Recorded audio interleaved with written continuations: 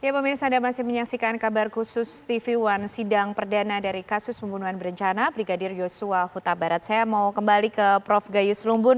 Prof, banyak aspek sebenarnya yang kita ingin bahas dalam sidang perdana kali ini, termasuk juga Prof mengenai pembuktian. Tadi juga sempat disinggung oleh Prof. Gayus mengenai bukti-bukti yang nanti kita akan lihat dalam persidangan ini. Dan juga Prof, yang menarik adalah pembuktian mengenai adanya pelecehan, Prof. Ini yang sempat juga menarik untuk dibahas. Apakah kemudian pembuktian mengenai adanya pelecehan dalam kasus ini hanya cukup, Prof, dari pengakuan korban saja? Tentu tidak ya, karena pelecehan memang disadari oleh banyak pihak, terutama orang yang terdidik di bidang ilmu hukum kejahatan dalam hal ini yang menjadi tugas sehari-hari bagi banyak terdakwa di situ. Nah, jadi tentu itu dikaitkan dengan alat bukti yang lain atas keterangan itu. Artinya apakah pelecehan itu dipakai sebagai motif? Ya, tadi kita bicara motif, saya sepakat dengan Pak Reza. Motif itu tidak menjadi yang utama. Motif tidak ditemukan di akhir pemeriksaan. Terbukti motifnya ini, yang itu bukan motif. Seperti itu. Nah, bagi saya tentu kita lebih kepada aktus reus dalam bahasa hukum, yaitu sebuah perencanaan merupakan awal dari persiapan dia melakukan kejahatan. Jadi bukan motif apapun sebabnya, tapi persiapan dia melakukan kejahatan yang didakwakan, yaitu 340 pembunuhan berencana. Apa persiapannya? Itu lebih penting daripada motif. Oke, Prof, tapi mengenai adanya yang bersikukuh kemarin FS dan juga PC yang bilang bahwa ini terjadi karena kemudian emosi menyangkut harkat martabat keluarga. Ini juga bisa menjadi faktor yang nanti mungkin akan memperberat atau mungkin memperingan dari hukum yang akan diberikan kepada Verdi Sambo CS, Prof? Kalau ini kebohongan, tidak menambah juga ini lebih berat putusan hakim, kalaupun ini bohong. Tetapi ini kan diteliti ya, berbagai hal akan mengerucut kepada apakah ada apa tidak hal itu yang memang menjadikan diskursus namanya. Kalau dia berbuat itu karena tekanan sesuatu, mungkin minuman keras, alkohol, sehingga dia tidak sadar untuk melakukan tindakan itu atau dipicu emosinya. Nah, mungkin itu yang akan dipandang oleh banyak orang sehingga itu bisa melepaskan pembunuhan berencana. Nah, ini harus dikaitkan dengan aktus reusnya. Apa yang dipersiapkan ketika dakwaan 340 itu muncul sebagai dakwaan primer. Itu kan jaksa berani menempatkan 340. Apa yang persiapan untuk terjadi peristiwa ini? Apa karena pelecehan?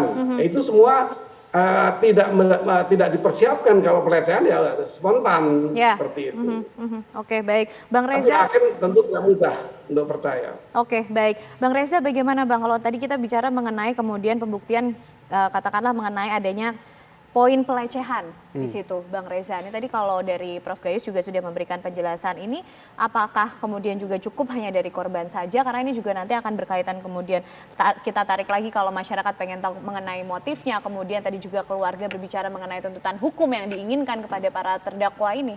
Persoalannya adalah pengakuan atau klaim pelecehan seksual itu nyatanya tidak menjadi kasus hukum.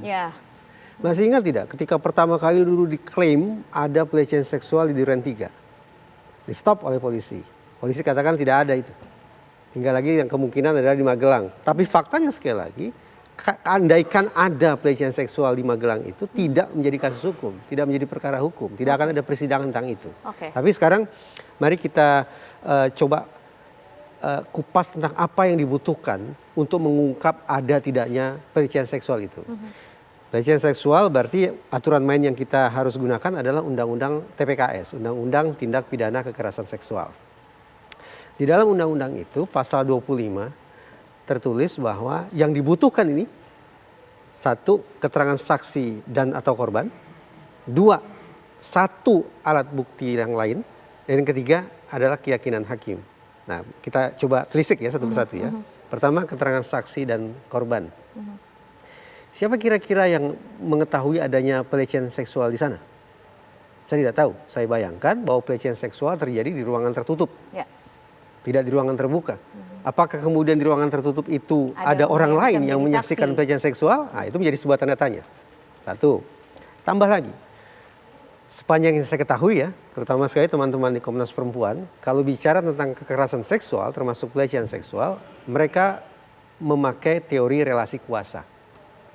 Artinya bahwa pelecehan seksual itu dilakukan oleh pihak yang dominan terhadap pihak yang submisif, yang superior terhadap yang inferior, yang kuat terhadap yang lemah, yang berkuasa terhadap yang dikuasai. Sekarang, mari kita berspekulasi nih, berandai-andai.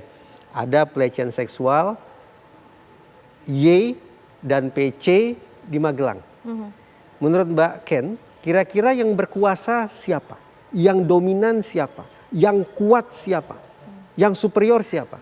Saya tidak membayangkan seorang brigadir pangkat, maaf ya, ini saya tidak bermaksud untuk merendahkan, tetapi saya mencoba untuk memunculkan kesadaran yang kuat bahwa seorang brigadir pangkatnya rendah bertemu dengan istri komandan bintang 2. Kira-kira yang berkuasa siapa? Kira-kira yang superior siapa? Kira-kira yang melecehkan siapa? Andaikan ada pelecehan itu. Menurut saya seorang Brigadir Yosua Mendiang tidak memenuhi profil sebagai orang yang superior, orang yang dominan, orang yang menguasai, sehingga dia memenuhi kriteria sebagai orang yang dianggap melakukan pelecehan seksual. Jadi itu argumentasi saya tentang betapa saya tidak teryakinkan oleh klaim itu. Nah, kita lanjut lagi. Pekan lalu saya mengisi kegiatan di Kementerian Pemberdayaan Perempuan dan Perlindungan Anak. Salah satu hal yang kami diskusikan adalah tentang false accusation. Apa ya kalau di Indonesia kan, tuduhan yang palsu lah gitu ya. False accusation. Pertanyaannya, ada tidak orang yang mengaku-ngaku, ada tidak orang yang membuat tuduhan palsu bahwa dia sudah dilecehkan? Kata saya ada. Kata saya ada. Dan salah satu penjelasan mengapa kemudian ada false accusation atau tuduhan palsu semacam itu adalah relabeling. Relabeling itu apa? Ada sebuah kontak seksual yang anggaplah mau sama mau. Tapi pasca kejadian ini memunculkan kegemparan luar biasa. Memalukan sekali. Membuat pasangan murka sejadi-jadinya. Lalu diubahlah narasinya dari yang semula adalah kontak seksual mau sama mau, yang mungkin juga perselingkuhan, diberikan label pengganti menjadi pelecehan. Relabeling, itu istilahnya relabeling. Saya tidak mengatakan dalam kasus ini ada relabeling, tidak. Justru sejak awal berulang kali di TV One saya dikatakan saya sanksi sudah ada pelecehan seksual. Baik itu di Duren 3 maupun di Magelang. Kalaupun terjadi pelecehan seksual di Magelang, sementara Brigadir Y dibunuh di mana? Di Duren 3, jarak waktunya panjang, maka barangkali justru akan semakin teryakinkan kita bahwa ini memang 340 alias pembunuhan berencana. Yang akan disidangkan hari ini. Betul, karena dari sisi unsur dari unsur waktu, alokasi waktu untuk membangun perencanaan tampaknya memadai. Nah, itu. Artinya begini Bang Reza, bobot nanti kalau kita bicara mengenai vonis hukuman ya, ini kita mungkin sudah beberapa step jauh melangkah ke depan. Karena tadi juga disampaikan oleh pihak keluarga dari Brigadir Yosua dan juga pihak kejaksaan juga sempat menyampaikan akan kemudian memberikan ya vonis maksimal sesuai dengan apa yang kemudian sudah terbukti di persidangan. Bagaimana kita menimbang bobotnya Bang, dengan kenapa terdakwanya ada 4? Kemudian perannya juga nampaknya berbeda-beda. Berbeda-beda. Ya. Ada yang penggagas, ada pelaku utama, ada pelaku sertaan, ada juga yang membantu belakangan, tidak terlibat dalam aksi pembunuhannya, tetapi kemudian memberikan sarana prasarana sumber daya atau apapun itu pasca pembunuhan itu berlangsung. Nah tentu saja hakim pada akhirnya akan menyisir siapa yang terbukti dan siapa yang tidak terbukti. Bagi yang terbukti pun masih harus disisir. Hukuman apa yang akan diberikan kepada yang bersangkutan? Kita bayangkan kalau terdakwa yang dimaksud adalah pelaku utama, maka pantas bagi kita untuk berspekulasi bahwa hukuman terberat akan diberikan kepada yang satu itu. Sementara pihak lain yang barangkali tanda petik hanya sebatas memberikan bantuan, tidak akan diberikan hukuman yang setara. Betapapun sama-sama 340, tapi barangkali akan ada yang dihukum mati, ada yang dihukum seumur hidup, ada yang 20 tahun, atau bahkan mungkin ada yang bebas. Kenapa? Dimaafkan. Misalnya, yang bersangkutan terbukti sah dan meyakinkan melakukan penembakan itu, misalnya. Tapi barangkali hakim punya pertimbangan bahwa penembakan itu dilakukan karena yang bersangkutan tidak bisa berkelit sama sekali. Yang bersangkutan tidak bisa menghindari adanya tekanan luar biasa dari lingkungan sekitar. Kalau udah dia menolak untuk melakukan penembakan itu, jangan-jangan malah justru dia yang kehilangan nyawa. Nah, kalau dalam situasi keterpaksaan semacam itu, maka tidak tertutup kemungkinan betapapun terbukti sudah melakukan penembakan, tapi hakim akan memberikan pemaafan kepada yang bersangkutan. Oke, baik. Prof Gayus, ini menarik untuk membahas mengenai kasus ini dan juga berjalannya sidang yang nampaknya akan diikuti setiap stepnya oleh masyarakat karena sudah kadung kemudian menyita perhatian publik, Prof Gayus. Ini kita juga akan melihat bagaimana independensi hakim dalam menjalankan tugasnya selama proses persidangan. Bagaimana Prof Gayus melihat hal ini? Ya, dengan ditayangkan semua proses persidangan ini sudah merupakan bagian dari publik diberikan satu jalan untuk bisa menyaksikan keadilan dalam proses ini. Ini dengan transparan, versi undang juga untuk bisa meliput.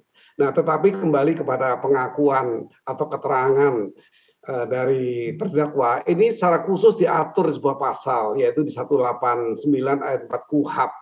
Di sini memang karena terdakwa itu mempunyai beban, bermacam-macam beban, diwajibkan keterangan terdakwa harus diiringi dengan salah satu bukti yang sah menurut hukum, baru bisa menjadi alat bukti. Nah, ini yang harus ditekankan sehingga tidak bebas dia mengatakan bahwa adanya ini dan yang lainnya, ya, adanya tekanan jiwa dengan emosional itu tidak mudah karena hakim ditentukan oleh undang-undang seperti itu. Khusus untuk pengakuan terdakwa ini menjadi bahan untuk kita semua karena kita lihat apa sandingan dari pengertian adanya pelecehan tadi. Nah, ini kan hanya tertutup tadi disebutkan sehingga tidak banyak orang bisa membuktikan secara mata. Artinya saksi-saksi yang betul-betul mengalami, melihat sendiri, mendengar sendiri itu tidak ada.